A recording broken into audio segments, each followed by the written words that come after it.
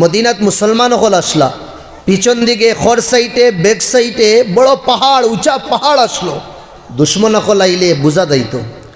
ডাইন দিকে আর বাম দিকে খাজুরের বাগান আসলো।